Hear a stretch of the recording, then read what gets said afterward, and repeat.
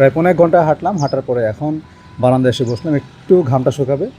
এরপর আমরা যেটা করব, আমি প্রায় 15 মিনিটের মতো প্রাণায়াম করব। এবং এই প্রাণায়ামগুলো খুব কঠিন বা জটিল কিছু না, একদম বেসিক প্রাণায়াম।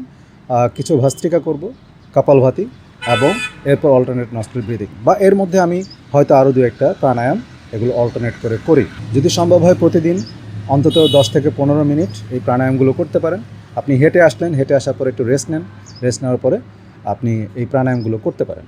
আর যদি মনে করেন যে প্রাণায়াম আপনি জানেন না বা কিভাবে করতে হবে সেটা আপনার শেখা নেই, তাহলে আপনি অন্ততপক্ষে ডিপ ব্রিদিংটা আপনি করতে পারেন। হ্যাঁ, তো এটা আপনার লাং ক্যাপাসিটি এবং আপনার যেই ফুসফুসের বা হার্টের যে সমস্যাগুলো, সেগুলো থেকে আস্তে আস্তে আপনাকে রিকভার করতে হেল্প করবে। এর সাথে সাথে আপনার ডিপ ব্রিদিং যেটা, সেটা আপনার যে নার্ভাস সিস্টেম, সেই নার্ভাস সিস্টেমটাকে একটু শিথিল করে এবং আপনার ব্লাড প্রেশারটাকে কন্ট্রোল করতে হেল্প করে।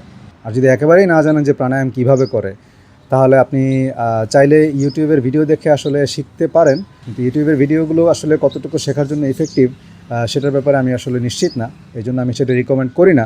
আপনি চাইলে যে কোনো কারোর সাথে জয়েন করে আপনি প্রাণায়ামগুলো শিখে নিতে পারেন। আর আপনার ডেইলি প্র্যাকটিসের মধ্যে অন্ততপক্ষে এই 15-20 মিনিট প্রাণায়ামটা রাখেন। আপনার ডেইলি রুটিনটাকে আপনি চাইলে খুব সিম্পলিফাই করে ফেলতে পারেন।